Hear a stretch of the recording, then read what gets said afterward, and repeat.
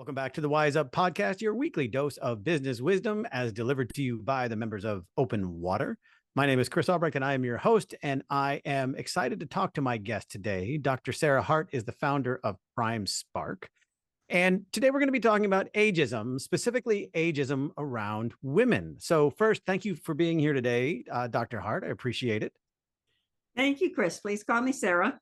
Okay, I will do that. First, let's talk about what Prime Spark does, because that's sort of integral in sort of the bigger topic that we're going to be discussing today. So what does Prime Spark do?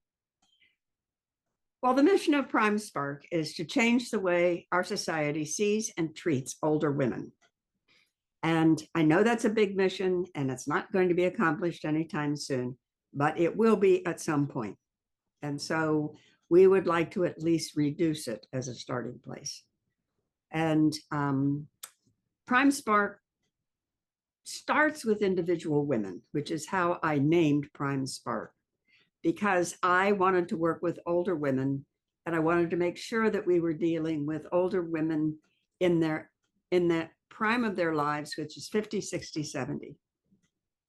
And that's how I'm defining the prime of their lives. And I wanted to help them find that spark deep inside that would ignite them into the future so that they are continuing to live an exciting, productive, contributing, fun life, and not get sucked into the messages our society sends us about what it means to get old. So briefly, that's what I'm about. Okay, so I think it's easy to understand ageism as sort of a concept, right? But what are the specific ways that ageism impacts women? And today we're going to be talking about women, like you said, over 50. So Can you tell me, let's like sort of level set. What is the problem or the issues women over 50 face specifically? Well, specifically, for women in the workplace, it has been estimated, and there's a huge range, but it's been estimated between 30% and 80% experience ageism during their work life. And that's usually over the age of late 40s going forward. Now, the problem for them in that situation is they are eliminated from top jobs. They are eliminated from top projects. They stop being promoted. They stop being paid attention to. And this all has an impact, of course, on them, but it also has an impact on their careers and their earning potential. So ageism for women in the workplace has a huge impact. Ageism for women outside the workplace has a huge impact on how I see myself, how I value myself. And this is a very well-known statistic now, but I think it's important to talk about. It has been found that how a person feels about aging, about getting older, has a direct impact on big health issues like diabetes, heart disease, Alzheimer's. And not only that, it can make a difference of 7.5 years in longevity. So if I have a negative feeling about getting older, it has the potential of making a huge impact, not only on my health, but on how long I live. So we're talking about a big deal. So as you set it up, right, there are sort of intrinsic and extrinsic forces, right? There is what you just said, there is this need to sort of reframe aging in your own self and your own mind as you go forward. But then there are sort of these barriers that are put into place. But I want to start with what people need to do internally. How do you start to help women over 50, reframe how they view themselves and their age? Well, we start by really getting in touch with how do you feel about it, because it's not something we ponder. In fact, we try not to think about it. When I first started working with Prime Spark, I had women get really angry at me, and I didn't know what was going on because I don't think I'm rude. And finally, one of them said, "Sara, I don't want to think about getting older." And I thought, okay, now I understand. I mean, we don't want to think about it, but it will have an insidious impact on us if we don't think about it, if we don't pay attention to it. So I help women get in touch with how do you really feel about it? And then I help them look at the facts about aging. Now, the top fact is the alternative to aging is dying. And a lot of us may die at some point, but most of us don't want to yet. And so it has a huge impact. And so I have them start looking at the facts of aging.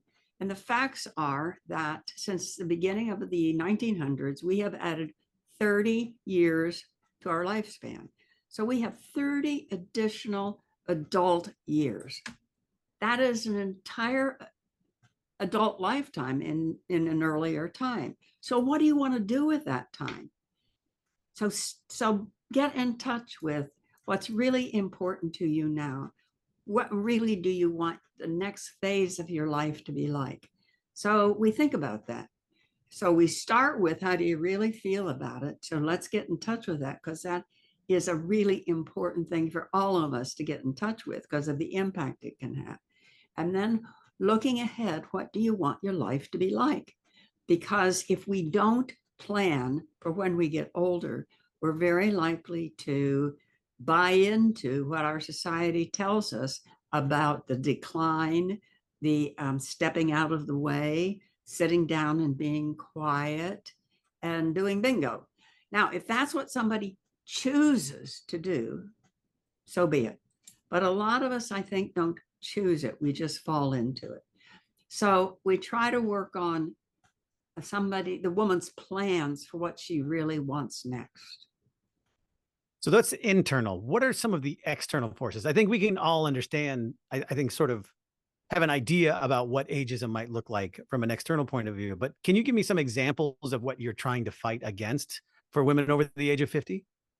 Yeah. Well, first of all, we're trying to fight against that impact of ageism in the workplace, because that has a really significant impact on women and their earning capability and how they feel about themselves.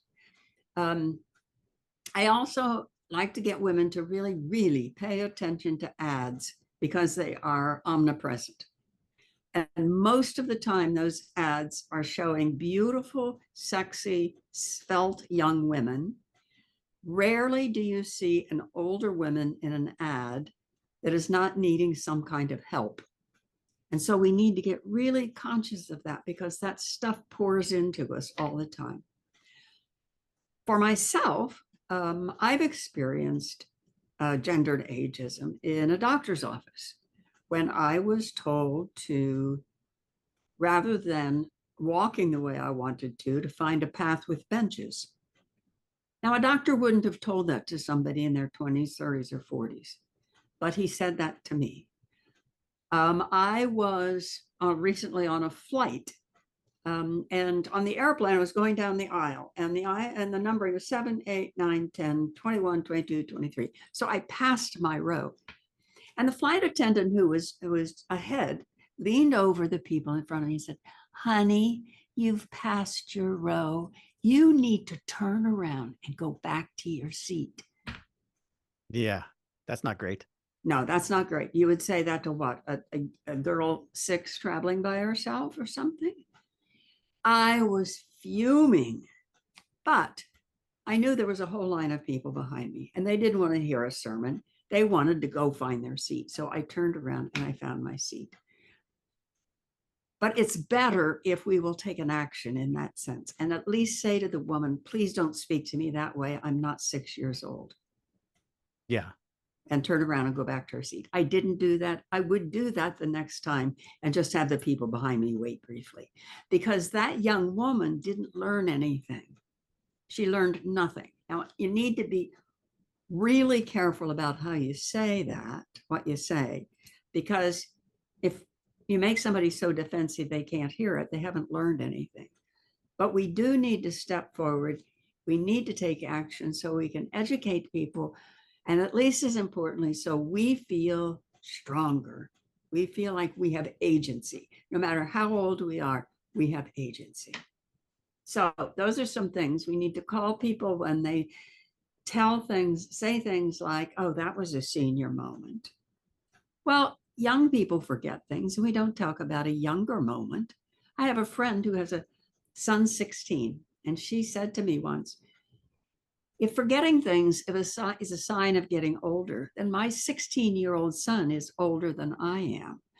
He never could find the car keys or his phone, or, I mean, everything was lost all the time.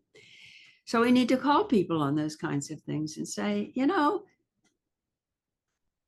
that's not a senior moment. You just forgot that for the moment. Don't label everything as being age related, because then we chalk everything up to that and it becomes true. So we become more forgetful. We become not able to learn things. We play dumb when we're trying to learn technology. So don't let that stuff go by. And a tiny little thing, but important, is don't buy those ridiculous greeting cards that make fun of us as older people. Yeah. And they're very funny. But if you think in quotes, it's very insulting. Yeah, who are they making fun of? They're making fun of me, you and me. That's not funny. I mean, and they're also just really hacky. It's just not even great writing. No, it's not. It's interesting because I imagine that, like anything, there are layers to it, right? There's ageism and sexism. And then if you add race into it, then you can, obviously you sort of get a triple whammy at that point, right? Which is, and I'm not trying to make light of it. I'm just trying to say that, as you get older and you can really easily see where you are pushed further and further to the side. And so when you're talking with someone, walk me through a little bit about what Prime Spark does to help them, right? So you're helping them identify the problem, but then what? What's something that you tell them to do aside from don't buy greeting cards? Don't put up with anything that is to you when you're treated in an with ageism. Don't put up with it. Call it out. And even if you really make somebody mad, so be it. You have stood up for yourself. So don't let it pass. If you're feeling ignored, if you've been made to feel irrelevant, say so. Say something about it. Don't let anything pass. And sometimes we practice what you say in different situations. So what are all the things, for example, I could have said to that flight attendant? That might have been educational, would have been venting for me, but not turned her off. And so we practice that, because you need to have something available. I mean, what could I have said to that doctor? I've thought of so many things I could have said to him after he told me to find a path with benches. But I didn't think of anything at the time. I was just flabbergasted that he said that. So we practice that. I encourage the women to, I've said this, but really pay attention to ads. Don't look through magazines and newspapers, and don't watch television without being really aware of how are older people depicted, how are they being treated. And if you were 8 years old, what would you be learning about what it must be like to be old? Now, to an 8-year-old, a 20-year-old is old. Yeah. But I think this was on LinkedIn forever, so everybody probably has heard about this. But one of the things that some grade schools were doing was on days when they were celebrating older people, the children would come with walkers and canes. And so it's just reinforcing what the images are that they see all the time. And so be aware of that kind of stuff. Don't let anything go by. Stand up for yourself. And so that we practice that. And if a woman can really get clear about what do I want the next years of my life to be like, and what's my plan, and what are the steps, then she will be in a much stronger position to take her place of where she wants to be, where she deserves to be. But it's the not knowing, it's the feeling, I don't know what's next. It's, this isn't it, but I don't know what I want next. And so if we can help somebody find that, what is next? What do you really care about? What do you want to be involved in? What do you want your legacy to be like? Then they will go forward and feel much stronger. And they will from that energy add to the erasure of ageism. But we need to do that. We need to take that on. We need to embody it and then take it out and prove this is who we are now. I know that you, this is not your first go around in terms of, fighting for, just causes, right? You're sort of, your activism might be too strong a word, but advocacy goes way back into the 70s. Can you tell us a little bit about sort of I your, remember I lived in New York City in the 70s, and I was working there, and that was really in the heyday of the women's movement during that time. And I was part of a group, and we did all sorts of things that I won't talk about online. That was using the book Our Bodies, Ourselves. So for older women, you will know that book because it became the Bible. For the first time, we were allowed to think about our bodies.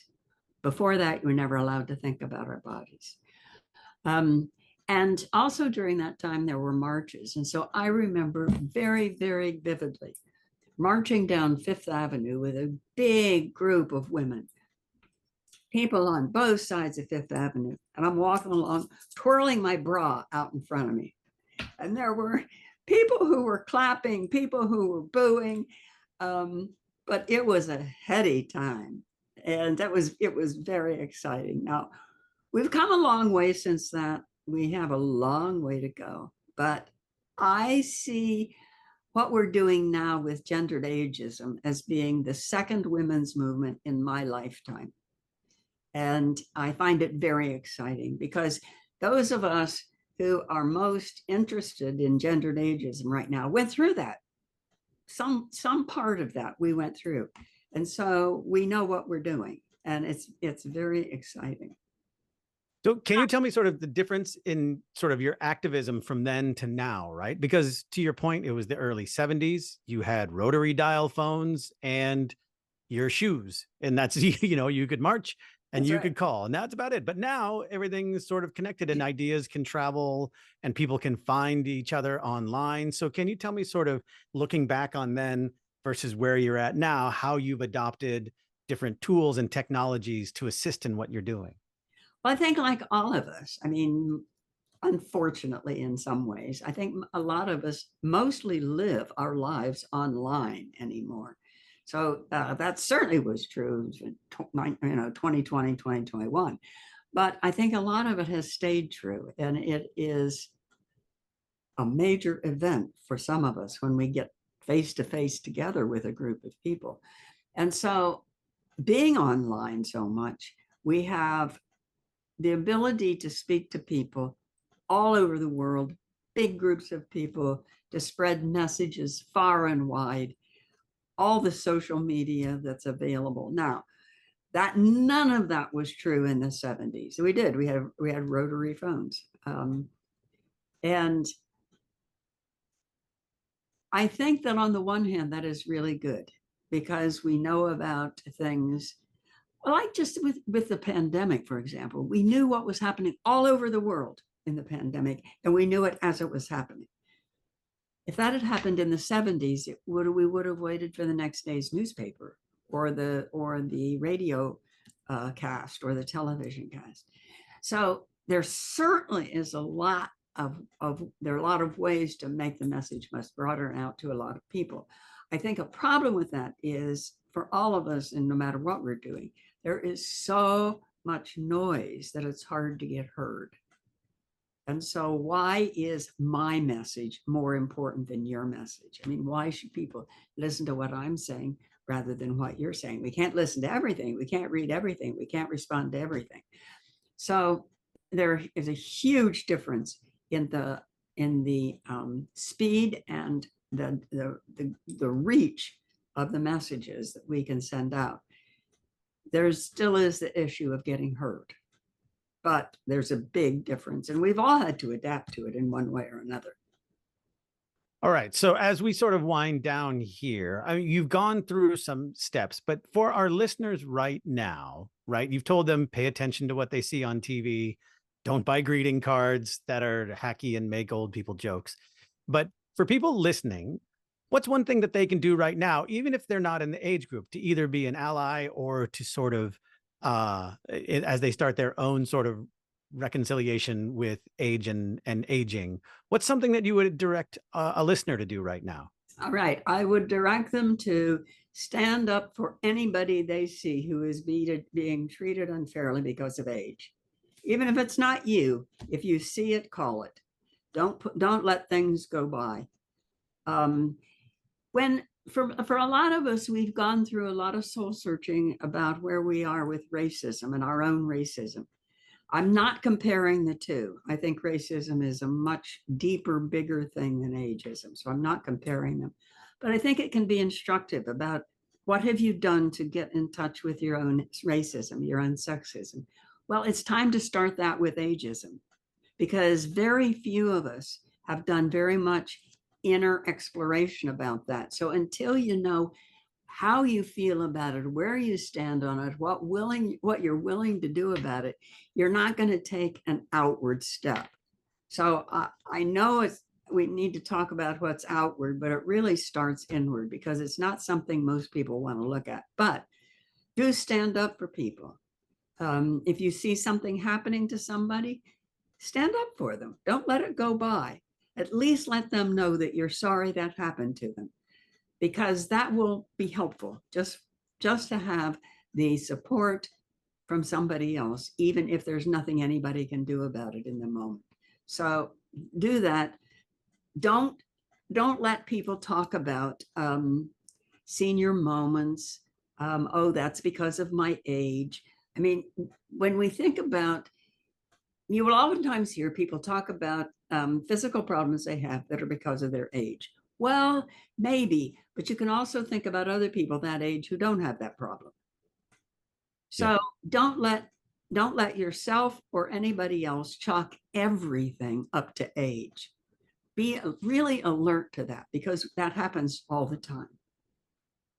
Understood. All right. Now, if people wanted to sort of interact with Prime Spark and find out more about your work, where would you send them to?